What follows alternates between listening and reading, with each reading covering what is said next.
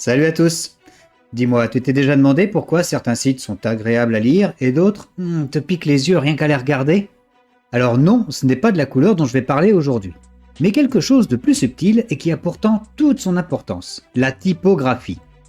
Alors oui, je te parle bien du choix des polices de caractères, de sérif, de sans sérif. Alors à quoi ça sert et pourquoi c'est si important pour ton site web? Eh bien je vais te dévoiler ça tout de suite dans cette vidéo. Allez, c'est parti! De nos jours, un site web communique les motivations et la passion d'une entreprise à ses visiteurs. Et dans le monde numérique, la méthode la plus simple pour y parvenir passe par une chose, la typographie. Ça donne le ton, ça définit si tu es sérieux, fun, moderne ou classique. Mais surtout, ça détermine si les gens vont lire ce que tu as à dire. Mais la typo, c'est quoi au juste?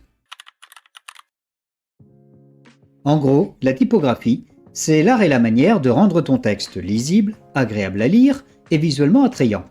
C'est pas juste choisir une police parce qu'elle est jolie. Si tu fais ça, tu as tout faux. Mais alors, pourquoi c'est vital pour ton site? Tout d'abord, l'expérience utilisateur. C'est la base. Une bonne typo rend la navigation fluide et agréable. Si ton visiteur lutte pour lire ton texte, c'est la frustration assurée et il s'en va. Ensuite, pour l'identité de ta marque. La typo définit qui tu es. Elle permet de te démarquer, instaurer une confiance avec tes utilisateurs et participe à la reconnaissance de ta marque. Après, c'est la lisibilité. C'est la fonction primaire de la typographie. Est-ce qu'on peut lire facilement des paragraphes entiers sans se fatiguer les yeux? C'est essentiel. Et une bonne lisibilité n'est rien sans une bonne hiérarchie. Elle aide à indiquer où l'utilisateur doit commencer à lire et où il doit continuer. En apportant simplement du contraste aux différents contenus prioritaires, les lecteurs peuvent les suivre facilement. Et tout ça amène à ta crédibilité. Un site avec une typo soignée, ça fait pro et ça inspire confiance. Un site brouillon, beaucoup moins. Alors, pour bien choisir, il faut connaître les grandes familles de polices. Il y en a plein, mais on va se concentrer sur les 4 principales. Les polices sérif sont les polices avec les petits pieds. Des empattements au bout des lettres. Ça renvoie à un aspect traditionnel, classique, fiable et sérieux. Pense aux livres ou aux journaux qui ont ce type de police. Elles peuvent être utilisées aussi pour les corps de texte, ça permet à l'œil de suivre la ligne, ou pour les titres qui veulent un look plus classique. Les polices sans sérif. Sans égale sans. C'est le mot français qui a été utilisé. Ici, pas de petits pieds, les lettres sont lisses et nettes. Elles permettent de donner un style moderne, épuré, simple et direct. C'est devenu le standard du web. Et où les utilise-t-on? Partout. Super lisible à l'écran, surtout sur les smartphones, idéal pour les corps de texte et pour les titres dans un design moderne. Les polices script, plus particulières, elles imitent l'écriture manuscrite. Elles donnent aussi un aspect élégant, personnel, créatif, parfois un peu fantaisiste. Mais attention, à utiliser avec modération. Pour un logo, une signature, un titre court, jamais pour un paragraphe entier. C'est totalement illisible. Les polices display. Celles-ci sont des polices uniques, stylisées, faites pour attirer l'œil. Souvent épaisses, originales et thématiques. À utiliser uniquement pour les gros titres ou les logos. Elles sont là pour l'impact, pas pour la lecture de longs textes. Ok, maintenant qu'on connaît les joueurs, comment on compose l'équipe pour ton site? On va voir ça en 5 étapes bien précises. Étape numéro 1, définis ton style. Quelle est l'ambiance de ton site? Sérieux, ludique, high-tech, artistique? Choisis des polices qui collent à cette personnalité. Étape numéro 2, la lisibilité avant tout. Surtout pour le corps du texte principal. Pose-toi la question, est-ce que je peux lire ça facilement pendant plusieurs minutes? Étape numéro 3, choisis ton élément principal. C'est la police qu'on va le plus lire. Prends une police avec sérif ou sans sérif, super lisible. Vise une taille de 16 pixels minimum sur écran, c'est déjà une bonne base. Étape numéro 4, trouve-lui un partenaire pour les titres. Il faut qu'il se démarque, contraste un peu, mais qu'il s'accorde bien avec ta police principale. Ça peut être une autre sérif, sans sérif ou une display, mais à utiliser avec soin. Étape numéro 5, moins c'est mieux. La règle d'or pour ne pas se prendre les pieds dans le tapis, c'est d'utiliser 2 polices maximum. Une pour les titres, une pour les textes. 3, c'est vraiment un grand max en cas de sous-titres ou de légende. Plus, et ton site va ressembler à un brouillon. Et petit bonus, pense performance.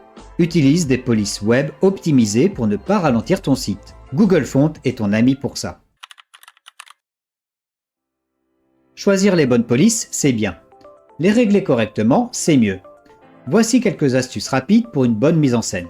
D'abord, varie la taille pour créer une hiérarchie claire entre le titre et le texte. Ensuite, l'espace entre les lignes de texte, super important. Si c'est trop serré, c'est illisible. Vise environ 1,4 à 1,6 fois la taille de ta police. Donne de l'air à ton texte. Une chose à éviter, ce sont les lignes qui font toute la largeur de l'écran. C'est vraiment fatigant à suivre. Idéalement, applique entre 45 et 75 caractères par ligne. Et enfin, assure-toi que ton texte est bien lisible sur son fond. Noir sur blanc, c'est classique, mais attention au blanc et gris clair ou aux couleurs peu contrastées. Pense accessibilité. Une fois que tu as tout mis en scène, il est temps de penser au costume. Mais comment faire pour que deux polices s'accordent correctement? Eh bien, il y a 3 choses importantes à prendre en compte. En premier lieu, le contraste, c'est la base. Associer une sérif avec une sans sérif, ça marche souvent très bien. Il y a aussi la consistance. Une fois que tu as choisi, utilise tes polices de manière cohérente sur tout le site. Tous tes titres H1 à l'identique et tous tes corps de texte pareil. Et pour finir, joue avec les graisses. Pas celle de ton ventre, mon gros, mais le gras des lettres.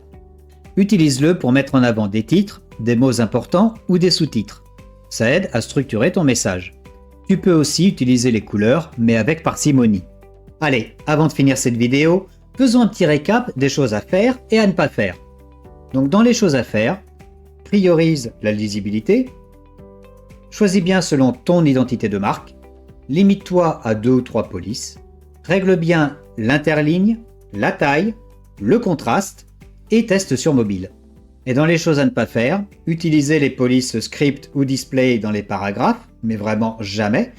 Utilisez 15 polices différentes, ne pas penser au contraste, et utilisez une police juste parce qu'elle est cool ou jolie, sans penser à la lecture. Et où trouver toutes ces belles polices? Pour démarrer, Google Fonts. C'est une ressource incroyable et gratuite, avec des centaines de polices optimisées pour le web. Et sinon, tu as d'autres sites pour en trouver, tels que Award Free Font, DaFont, Uncut, Typewolf, Million Free Font. Il y en a plein, mais je vais te mettre quelques liens en description, donc jette-y un œil. Mais fais attention, certaines d'entre elles ont besoin d'une licence commerciale pour pouvoir être utilisées sur ton site. Et voilà, je t'ai donné un aperçu rapide mais essentiel de la typographie pour le web. Il y a encore beaucoup de choses à dire sur la typographie, mais je voulais pas te cramer tous tes neurones avec une vidéo de 3 heures à te parler de ratio, de WOC2 ou de REM. La typo est peut-être un détail pour certains, mais crois-moi, c'est fondamental pour l'expérience utilisateur afin que ton site engage tes visiteurs et pour l'image de ta marque. Et toi, tu connaissais l'importance de la typographie pour ton site web? Peut-être que tu as une combinaison de polices préférée ou une que tu ne supportes pas de voir sur un site.